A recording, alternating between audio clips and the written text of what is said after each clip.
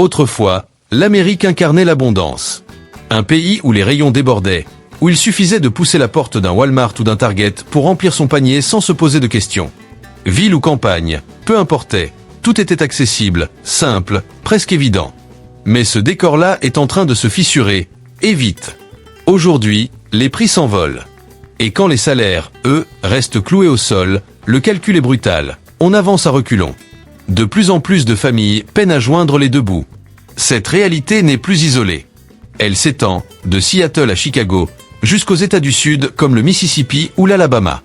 La nourriture de base, viande, œufs, légumes, mais aussi les médicaments deviennent à la fois chers et difficiles à trouver. Les étagères se vident. Les étiquettes changent chaque semaine, toujours vers le haut. Pendant que de grandes enseignes ferment des magasins par dizaines, des millions de citoyens se battent au quotidien pour garantir un repas correct. Dans cette vidéo, on va plonger au cœur de la crise. On va explorer les 10 États américains les plus touchés par les pénuries alimentaires. Et si vous pensez que ça ne vous concerne pas, restez bien jusqu'à la fin.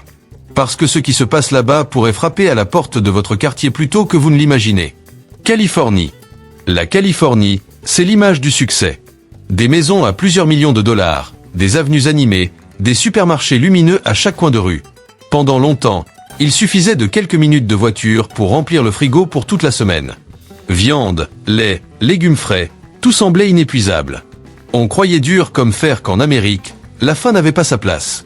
Et pourtant, un paradoxe inquiétant s'installe. Dans les supermarchés, les rayons d'œufs se clairsemment. Le lait disparaît par moments. Le pain devient un produit qu'il faut attraper au bon moment. Quant aux prix, vous les connaissez déjà. Selon le département américain de l'agriculture, les prix alimentaires en Californie ont augmenté de 21%, bien au-delà de la moyenne nationale. Les consommateurs sont à bout. 10 $ la douzaine d'œufs. Avant, c'était 7. Aujourd'hui, chaque achat devient une décision stratégique. Ce qui était autrefois l'aliment le plus basique du foyer américain est devenu un luxe à réfléchir. Les commerçants, eux, n'ont pas vraiment le choix. Leurs coûts explosent, ils répercutent. Sinon, ils coulent. Mais le plus alarmant n'est pas le prix.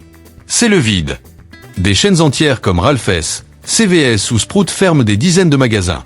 À Los Angeles, Sacramento ou Oakland, il faut parfois visiter plusieurs enseignes, attendre les camions de livraison, interroger les employés, juste pour préparer un dîner simple.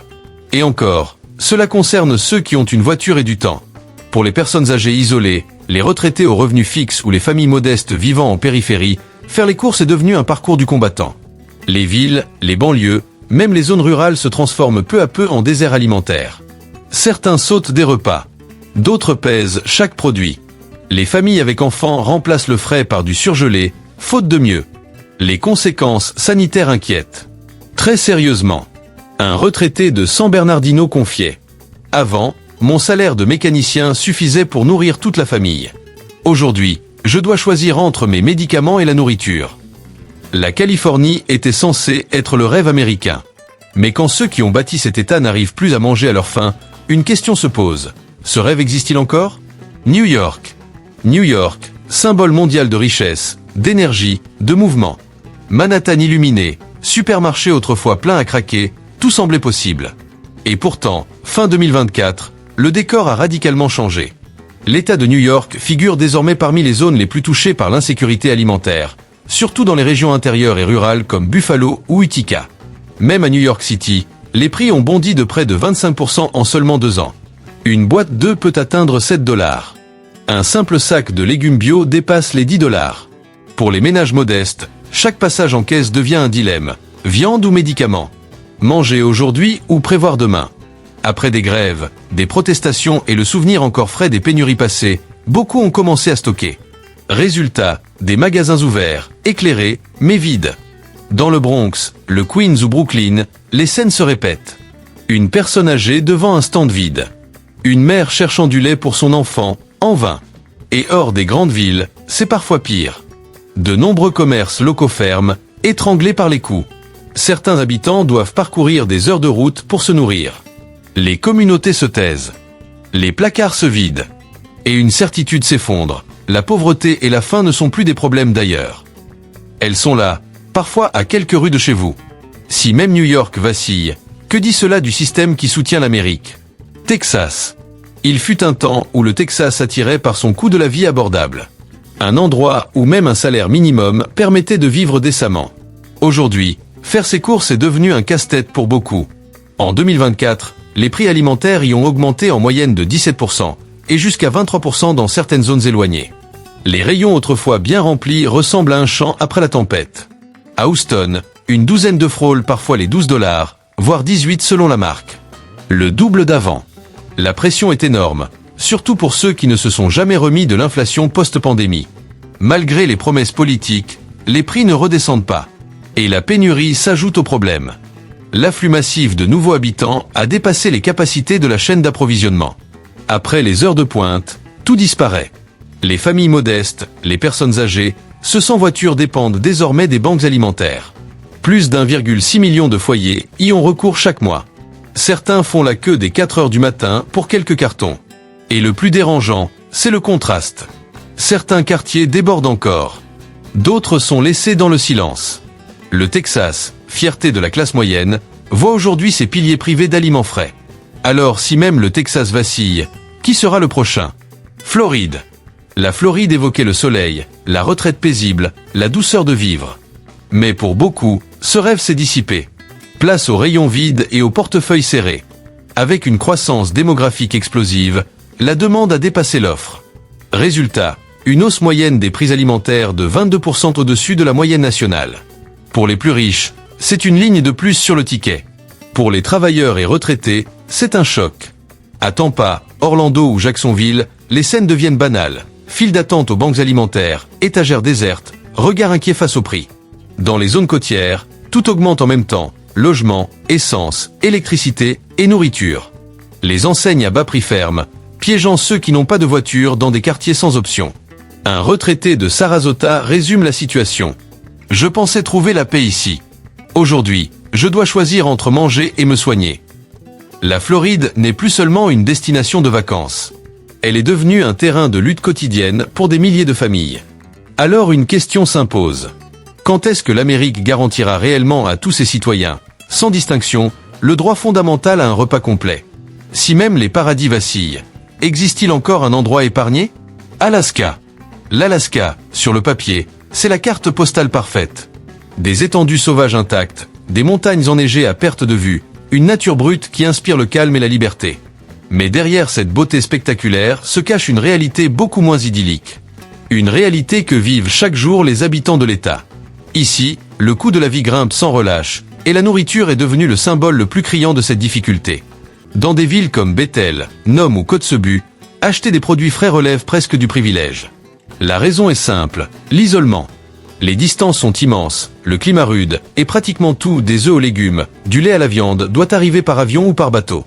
Résultat, des frais de transport astronomiques, qui se répercutent directement sur les prix. Selon les derniers rapports, manger en Alaska coûte en moyenne 2 fois plus cher que dans le reste du pays. Pour les foyers modestes, c'est un choc brutal. Pendant que le reste de l'Amérique s'est habitué aux livraisons en 24 heures, les habitants de l'Alaska vivent au rythme de livraisons mensuelles, parfois même trimestrielles. Et rien ne garantit que le prochain ravitaillement arrivera à temps. Ici, une seule semaine de tempête ou de vent violent peut bloquer tout le système. Alors on survit avec ce qu'on a stocké le mois précédent. Cette situation pèse lourdement sur la santé des habitants. Le manque de fruits, de légumes et de protéines pousse à une alimentation pauvre, répétitive, souvent ultra transformée. Diabète, hypertension, obésité, malnutrition, les conséquences s'accumulent. Non pas par choix, mais par contrainte. Et il y a ce sentiment terrible, presque humiliant, se tenir devant des étagères vides. Ressentir que manger correctement est devenu un luxe. Aujourd'hui, beaucoup se posent une question qu'on n'aurait jamais imaginé entendre ici. L'Alaska est-il encore un endroit où l'on peut vivre sereinement? Ou est-il devenu trop dur pour continuer à y construire une vie? Hawaï. Pour beaucoup d'Américains, Hawaï reste un rêve éveillé. Des plages immaculées, une mer turquoise, un climat doux toute l'année. Une destination de vacances idéale, adulée par des millions de touristes. Mais ce que l'on voit rarement, c'est la réalité de ceux qui y vivent toute l'année. Car derrière ce décor paradisiaque, Hawaï traverse une crise alimentaire profonde. Plus de 85% de la nourriture consommée sur l'archipel vient du continent. Autrement dit, à la moindre perturbation de la chaîne d'approvisionnement, pandémie, tension commerciale, hausse des coûts, l'impact est immédiat. Les prix explosent. Les rayons se vident. Les choix se réduisent. Un gallon de lait peut atteindre 8 $. Un simple pain dépasse parfois les 6 $. Rien d'exotique, rien de luxueux. Juste de quoi manger au quotidien. Les travailleurs, les retraités, même ceux qui font tourner l'industrie du tourisme, sont obligés de réduire leurs portions, d'acheter des produits moins nutritifs ou de se tourner vers l'aide alimentaire. Et le problème s'aggrave encore dans les zones reculées des îles, où de petits commerces ferment les uns après les autres. Sans magasins, sans voitures, sans moyens pour commander en ligne, certaines communautés se retrouvent littéralement isolées. Les enfants partent à l'école sans petit déjeuner équilibré. Les personnes âgées rationnent leurs repas pour tenir la semaine. Quant aux jeunes familles, nombreuses sont celles qui envisagent de quitter l'île, non par manque d'amour pour leur terre, mais parce qu'elles n'arrivent tout simplement plus à se nourrir correctement. Pendant que les touristes profitent du soleil, les habitants, eux, survivent au jour le jour. Hawaï n'est plus un paradis pour les travailleurs. Et une question dérangeante commence à s'imposer. Si même les Hawaïens ne peuvent plus vivre dignement à Hawaï, à qui appartient réellement ce paradis? Mississippi. Le Mississippi n'a jamais été l'État le plus riche du pays. Mais ici, les gens ont toujours su travailler dur, vivre simplement et garder la tête haute. Ils ne demandent pas le luxe. Juste le minimum, manger à leur faim, élever leurs enfants, vivre avec dignité. Aujourd'hui, même cela devient compliqué. Les étagères ne sont pas toujours vides, mais ce qui reste est hors de prix. Des produits basiques comme les œufs, le lait ou le pain obligent désormais à compter chaque dollar. Dans de nombreuses petites villes, le seul supermarché du coin a fermé ou réduit drastiquement son stock. Les choix sont limités, parfois inexistants. Près de 20% de la population vit sous le seuil de pauvreté. Et dans beaucoup de zones rurales, posséder une voiture est déjà un luxe. Quand le magasin ferme, il n'y a tout simplement plus d'alternative. Alors on se rabat sur ce qui reste, conserves, fast-food, aliments peu nutritifs. Pour les familles avec enfants, chaque course devient un débat intérieur. Acheter du lait ou des couches, des légumes frais ou des plats surgelés moins chers. Peu à peu, les repas se répètent, perdent en qualité, et la santé en paie le prix. Et le paradoxe est cruel. Dans un état marqué par l'agriculture, où les champs sont encore verts, les tables, elles, manquent de produits frais. Cette contradiction résume parfaitement le Mississippi d'aujourd'hui. Une question, souvent silencieuse, traverse les esprits. Si je travaille toute ma vie, si je respecte les règles, si je fais tout comme il faut, mais qu'au bout du compte je dois encore me demander s'il y aura des œufs pour le dîner, alors à qui l'Amérique a-t-elle vraiment fait sa promesse? Illinois. Chicago était autrefois perçue comme une terre de promesses. Une ville où les travailleurs, les immigrés et les familles pouvaient trouver un emploi, un logement et construire une vie stable. Mais aujourd'hui, au cœur même de cette métropole, une autre réalité s'est installée, plus discrète, plus inquiétante. Des quartiers entiers vivent désormais dans ce qu'on appelle des déserts alimentaires. Des zones où les supermarchés ont disparu, où les rayons sont vides, ou n'existent tout simplement plus. D'après le Chicago Health Atlas, plus de 500 000 habitants de la ville vivent dans ces conditions. Et ce sont majoritairement des travailleurs, des personnes âgées, des minorités et des familles aux revenus modestes. Depuis 2021, l'inflation alimentaire a grimpé de près de 20% dans certaines zones de l'Illinois. Mais à Chicago, l'impact est encore plus dur, à cause du manque d'approvisionnement local et des coûts de transport élevés. Chaque semaine, des familles réduisent les portions, remplacent la viande fraîche par des nouilles instantanées, et échangent les légumes contre des conserves bon marché pour tenir jusqu'à la fin du mois. Dans les quartiers sud et ouest de Chicago, les commerces qui faisaient vivre la communauté ont fermé les uns après les autres. À leur place, il ne reste souvent que des stations-service et des fast-food. Des solutions rapides, peu chères à court terme, mais pauvres en nutriments. Pour acheter des aliments de base, certains doivent parcourir plusieurs kilomètres. Et pour ceux qui n'ont pas de voiture, qui sont âgés ou fatigués, faire les courses devient une épreuve. Quand la nourriture manque, ce n'est pas seulement l'estomac qui souffre. C'est toute la santé d'une communauté qui se fragilise, physiquement et mentalement. Enfants comme personnes âgées sont touchés. Et la vraie question aujourd'hui n'est peut-être plus de savoir pourquoi les supermarchés partent, mais pourquoi un pays débordant de nourriture laisse encore des millions de ses citoyens se débrouiller seuls. Virginie occidentale. La Virginie occidentale, c'était autrefois la vie de village. Des familles installées sur plusieurs générations, des commerces de proximité, des visages familiers derrière les caisses. Aujourd'hui, ce modèle disparaît peu à peu. Dans de nombreuses régions rurales des Appalaches, les grandes enseignes comme Kroger ou Walmart ont quitté discrètement les villes. Elles ont laissé derrière elles des bâtiments vides et des communautés démunies. Selon le West Virginia Center on Budget and Policy, Près de 30% de la population vit dans des zones où l'accès à une alimentation saine est extrêmement limité. Avec plus de 18% des habitants sous le seuil de pauvreté, beaucoup n'ont ni les moyens financiers ni l'énergie de parcourir des dizaines de kilomètres pour faire leurs courses. Alors ils se rabattent sur les supérettes locales, où les étagères sont remplies de sodas et de confiseries, mais presque dépourvues de fruits et légumes. Cette alimentation imposée a un coût lourd. La Virginie occidentale affiche l'un des taux les plus élevés d'obésité, de diabète et de maladies cardiovasculaires du pays. Ce n'est pas un hasard. Ce n'est pas un manque de volonté. C'est un manque d'options. La Virginie occidentale est un signal d'alarme. Non pas parce qu'elle serait trop isolée, mais parce que ce type de communauté a longtemps constitué l'épine dorsale de l'Amérique. Alors comment expliquer qu'à l'ère de l'abondance et de la technologie, manger une pomme fraîche ressemble parfois à un luxe d'un autre temps? Arizona. Vivre sous un soleil éclatant toute l'année semble enviable. Mais quand chaque matin commence par un choix impossible, acheter du pain ou faire le plein d'essence pour aller travailler, ce soleil perd toute sa chaleur. C'est la réalité de dizaines de milliers d'habitants en Arizona, notamment dans les banlieues en pleine expansion autour de Phoenix, Tucson ou Yuma. Les maisons poussent vite, mais les infrastructures alimentaires ne suivent pas. Résultat, des quartiers entiers plantés au milieu du désert, où il faut rouler 20 à 30 minutes pour acheter quelques produits de base. Selon Feeding America, une personne sur 7 en Arizona vit en situation d'insécurité alimentaire. Et près de 20% sont des enfants.